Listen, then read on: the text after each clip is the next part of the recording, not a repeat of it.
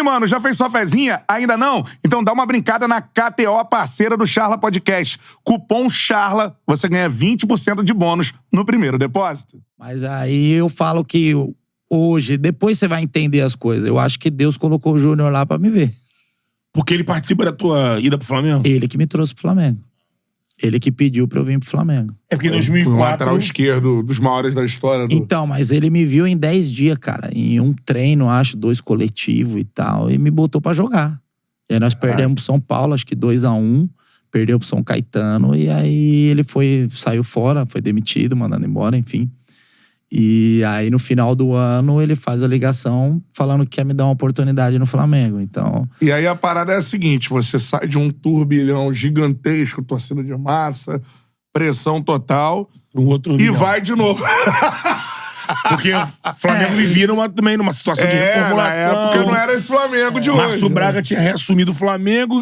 E Nesse meio do caminho, o que acontece? O Corinthians queria me emprestar pra clubes menores, do interior, né? Afastado lá, clubes menores. E eu não queria ir.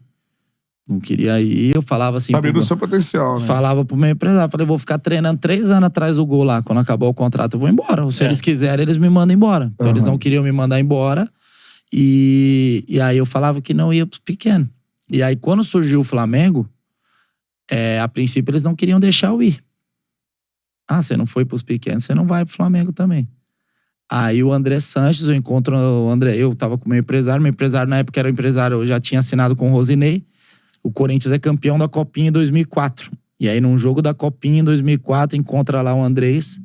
E aí o Andrés que me libera pra ir pro Flamengo. Ah, o Flamengo quer, não sei o que, não, eu libero. Pode ir pro Flamengo que eu dou um jeito. Aí eu fui pro Flamengo, aí consegui vir pro Flamengo. que era naquele esquema que o Flamengo criou, o Fla Futebol. E aí o Júnior, ele era meio que um gerente executivo, né? Isso. Márcio Braga, o presidente. Presidente. Aí era o time que tinha o Zinho, né? Zinho. Subiu o Ibson da base. Isso. E monta um time do Flamengo com o Abel de técnico. Júlio César, o mas goleiro. Chega a final da... O time ganha o Carioca, chega a final da Copa do Brasil, né? Com o Santo André. Isso mesmo. Ganhamos a Guanabara e o Carioca. E era um time que o Flamengo montou ali, tinha aquela mesma situação. Tinha falta de grana, pouco dinheiro, tô montando um time aqui, com o que dá. E o time, aí o Roger pode falar, né? Que você chega e esse time, ele encaixa na Guanabara com o Abel de uma forma que aquele jogo da Guanabara é o Flamengo, é um jogaço, aquela partida. O Fluminense tinha um time cheio de jogadores, da Unimed, né? Cheio de estrela. E o jogo da Guanabara é um jogão, aquela final, que o Ibson arrebenta com o jogo. Não é o teu jogo dos teus gols, né? Não, o primeiro Fla-Flu foi o dos 2 gols. Do turno, né? Que não é a final. Do turno. Foi esse aí. Esse jogo foi a virada, eu acho que da minha vida como jogador profissional. Porque eu chego no Flamengo disputando vaga com o Nielsen, que eles tinham trazido, eu não lembro de qual time, né, agora. E o Júlio César, que acho que vinha da base do Flamengo. Então não era... Os três ali estavam brigando em condições de igualdade pra ser titular. Não tinha o que ia chegar e botar. Um abraço. E eu, durante os treinos tal, acabei virando o titular. E aí jogo contra a Cabo Friense, a gente ganha de 2-0 na estreia. E o meu segundo jogo é contra o Friburguense. No Maracanã tinha 2.000 pessoas, vazio. E foi o pior jogo da minha vida. Caraca, da minha vida. Pior jogo. Mas por quê? Não acertava nada. Nada. Nem um passe, nada. Eu lembro desse jogo assim, cara. Eu cruzava, a bola batia no cara, voltava, eu cruzava, batia de novo. Eu não conseguia fazer um cruzamento na área. Passe pra trás pra tocar pro cara, eu tocava errado e tal.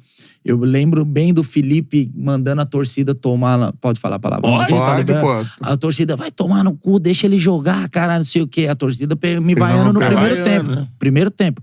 Tanto que eu sou sacado no intervalo. Aí ele bota o Júlio César. E aí onde eu falo... Botafogo.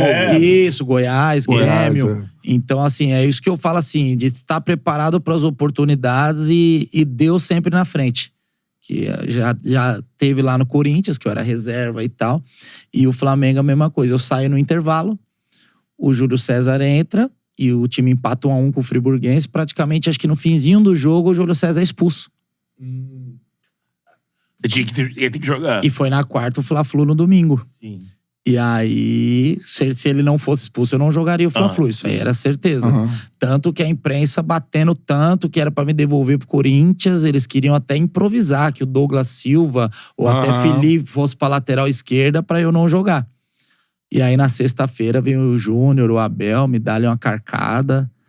O que aconteceu, pô? O jogo de merda que você fez, e papapá, o Júnior daquele jeito dele, o Abelão também, paizão, mas dava umas pancadas também. O Júnior é foda, né? E aí, pô, o que aconteceu? E aí eu falei, ou eu me entrego agora, ou eu vou pra cima do problema. E aí eu falei, não sei o que aconteceu. O que eu posso garantir é que não vai acontecer de novo. Foi o que eu falei pra eles, essa foi minha frase. E tu sabe o que aconteceu hoje nesse... Não, tive um jogo nada funcionava. muito Não abaixo. funcionou, Não funcionou nada. Aquela dia coisa, ruim. Um dia ruim. Nada deu certo. É que o torcedor às vezes acha que porque tá pegando um time de menor investimento, que é impossível o time maior. Amigo, acontece. Não, acontece. Eu já tive do outro lado e já arrebentei contra o time grande. E eu não tava num dia bom, não tava acertando nada. Fisicamente tava indo, voltava, tava querendo melhorar, mas não acertava nada. Então não tem uma explicação exata pra isso, entendeu? Que eu falei, não vai acontecer de novo. E aí eles, domingo Fla-Flu, vai Maraca lotado, pressão, vai jogar, moleque? Pá, meter a pressão. Falei, pode pôr que eu vou jogar. Então tá bom, eu vou descalar, eu vou brigar com os caras e tal. Falei, pode confiar. E aí eles bancaram minha escalação. E aí deu o que deu. E na bola existe a máxima, né? Nada melhor do que um próximo jogo, né? Exatamente. E foi isso. Próximo jogo foi o Fla-Flu. Muito próximo jogo. Então esse jogo, foi isso que eu falo, foi o que mudou a minha vida. Porque se o Fluminense ganhasse aquele jogo, eu não jogaria mais. E aí o que aconteceu, eu lembro pra galera. É uma virada, né? Uma virada histórica. Tá entre os... Isso aí não sou eu que tô falando, a gente escuta. Tá entre os maiores Fla-Flus da história dos confrontos. Porque a gente faz 1-0 e o lateral direito do Fluminense era o Léo Moura. E o Léo Moura, eu magrinho, correndo pra todo lado. O Léo Moura magrinho, só uma pena também voando. Então era ele lá, eu cá, ele lá, eu cá. Um duelo bom. E o Jean faz o primeiro gol. Jean tô doido, né? O Romário empata. Então vira 1-1 o jogo, beleza. Tinha só isso aí. Até ali, beleza. Então o ataque do Fluminense, Romário e Edmundo. Aquele jogo, o Roger Flores tinha sido apresentado pra torcida. Tinha voltado, né? Então jogou o Romário, Edmundo e o Ramon. Aí os três, e aí depois o Roger entrou nesse quarteto. Era um super time que o Unimed Era o quarteto fantástico que eles falavam. E aí virou 1-1 o jogo e com 10 minutos praticamente, 3-1 Fluminense. O Romário faz o segundo de pênalti, dá assistência pro Rodolfo, faz o terceiro. Rodolfo zagueiro. 3-1 pro Fluminense e o Maraca gritando olé, torcida do Fluminense olé, olé. E aí aquele jogo é tão histórico que foi aquele jogo que nasceu o Poeira. O grito da torcida. Caraca, pode crer, eu lembro. Foi aquele jogo Começou, que começaram a girar a camisa Ivete lá. fazendo sucesso. Porque a torcida gritando o olé pra lá, até arrepia, cara, de falar, porque aquele jogo foi embaçado. 3-1 e a minha cabeça um turbilhão, né, cara? Porque eu não vinha fazendo um mau jogo, mas Maraca passava o jogo anterior na minha cabeça. Nós vamos tomar 3 cocos aqui, eu não vou jogar nunca mais. E aí isso passando na cabeça e eu lá jogando, entendeu?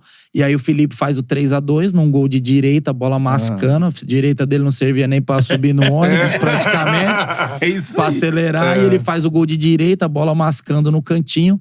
E aí a torcida começa, poeira, que torcida é essa? E aí eu faço o 3-3 e o 4-3. Caraca, mano. E aí eu empato e viro o jogo. E são meus 2 primeiros gols como jogador profissional. Eu nunca tinha feito gol profissionalmente. Então, olha só, cara. Então, tu vira um Fla-Flu no Maraca. Vira um Fla-Flu no Maraca, aquela geral, todo mundo correndo pra um lado, pro outro. E aí eu desabafo, eu vou na torcida. Pô, o passado já era, aqui é Flamengo, papapá e tal. E aí foi por isso que eu falo que foi o jogo da minha vida. O jogo da sua vida, cara. Qual o sentimento, assim, cara? Não gosto nem de lembrar. Porque emociona, cara, porque... então. É a redenção, né? A redenção, cara. Então, minha vida toda, não só dentro do futebol, eu fui do céu ao inferno, assim, muito rápido, né? Família com problema e tal, você tendo que ser o chefe da família com pouca idade. Então, e aí, viver tudo isso... Então eu lembro, acabou o jogo, o Júlio César me bota no cavalinho, xinga ele agora, não sei o quê, papapá. Então os jogadores me abraçaram. Então ali tinha o problema financeiro e tal. Então virou uma família ali, o time ali, os caras.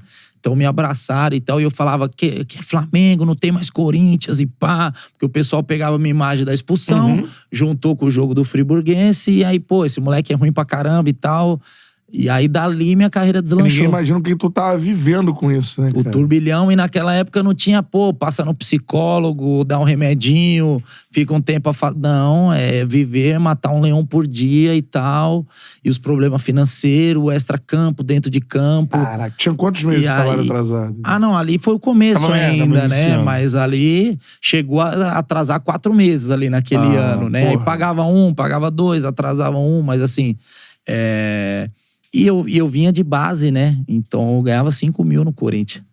Então não era aquele jogador rico que tinha feito a vida e tava lá, não. Eu tava buscando, era um leão por dia e tal. E jogar com o Júlio César, Felipezinho, tetracampeão, Júnior Baiano. Então, pô, era uma mescla, uma responsa. E aí faço os 2 gols ali. E é por isso que eu falo, aquele é o jogo da minha vida. E assim, tu acabou de até se emocionar lembrando, né? Porque o jogador vive... Muito foda isso. O jogador vive essa gangorra, né? Da confiança. Então você vai bem no jogo, pô, te dá confiança. Você teve, como no jogo anterior, você foi mal, fica aquela dúvida, caramba. Então assim, o jogador depende disso. Ele tava num momento de provação na carreira, né? Sim. Como é que foi? Quem é o Roger? Exato, aquele, chegando, torcida exigente, né? E carente, aí no Flamengo tava naquela situação. Mas aí você consagra naqueles 2 gols. E aí também tem esse outro lado. Você vai muito bem. Como é que foi depois? Aquele dia mesmo ali. Não, então, aquele dia foi euforia total, né? Foi tipo assim, tirei um piano, um caminhão das costas e tal. E aí tentei relaxar, mas aí já teve o jogo seguinte, eu marco o gol, a gente joga contra o América, perde de 4-3 pro América, mas eu fiz um dos gols.